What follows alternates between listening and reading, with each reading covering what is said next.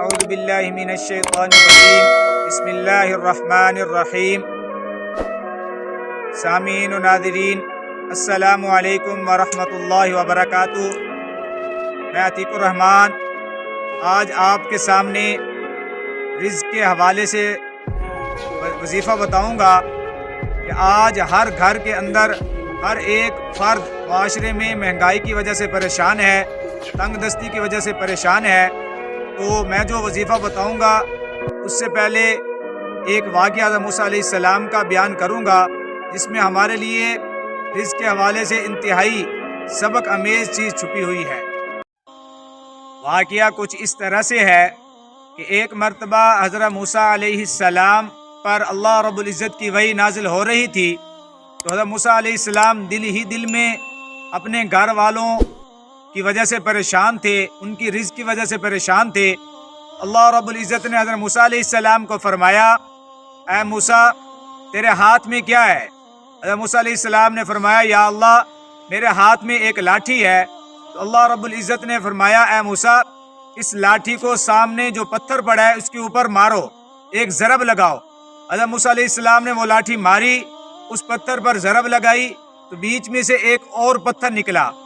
اب حضرت موسیٰ علیہ السلام نے اس پتھر کو دیکھا، پھر اللہ رب العزت نے حضرت موسیٰ علیہ السلام کو فرمایا کہ اے موسیٰ دوبارہ اس پتھر پر لاٹھی مارو، تو بیچ میں سے ایک اور پتھر نکلا۔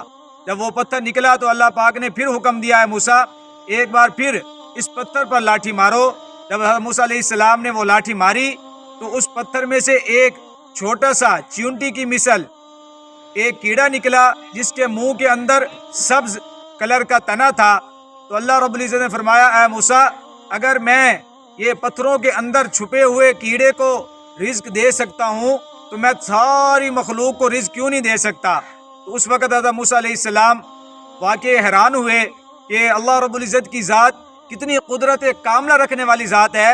اس لیے اللہ رب العزت قرآن میں بھی ارشاد فرماتے ہیں کہ وَمَا مِن دَابَّةٍ فِي الْأَرْضِ إِلَّا عَلَى اللَّهِ رِزْقُهَا وَيَعْلَمُ مُسْتَقَرَّهَا وَمُسْتَوْدَعَهَا کہ زمین پر چلنے والا کوئی چپائے ایسا نہیں کہ جو اللہ رب العزت جس سے خبر نہ ہو، جس سے غافل ہو، بلکہ اللہ رب العزت ہر ایک کی خبر رکھنے والے ہیں، ہر ایک کے ٹھکانے کو جانتے ہیں، ہر ایک کے رہنے کی جگہ کو جانتے ہیں۔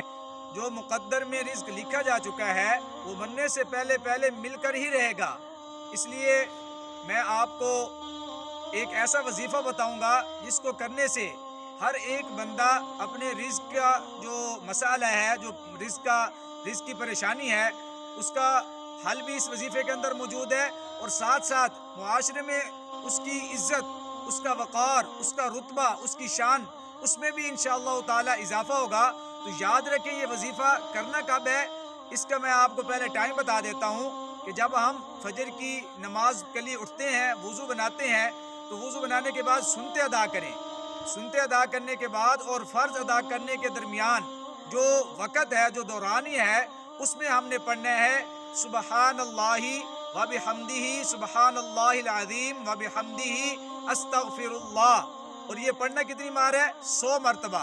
جو بندہ فجر کی سنتے پڑھنے کے بعد اور فرض ادا کرنے سے پہلے اس وقت کے درمیان 100 مرتبہ یہ جو الفاظ ہیں سبحان اللہ وبحمدہ، سبحان اللہ العظیم وبحمدہ، استغفر اللہ پڑھے گا تو انشاءاللہ تعالی اس کے رزق کے جتنے بھی مسائل ہیں وہ سارے کے سارے بھی حل ہو جائیں گے، اور ساتھ ساتھ معاشرے میں اس کی عزت، وقار، رتبے میں بھی اضافہ ہوگا انشاءاللہ تعالی۔ اسی طرح کے وظیفوں کی معلومات کے لیے اور اسلامی واقعات کے لیے ہمارے چینل کو سبسکرائب کریں اور بیل آئیکن کو ضرور پریس کریں، تاکہ ہر نیو آنے والی ویڈیو وظیفوں کے بارے میں اور واقعات، اسلامی واقعات کے بارے میں آپ کو بر وقت مل سکے۔ ملتے ہیں ایک نیو ویڈیو کے ساتھ، تب تک والسلام۔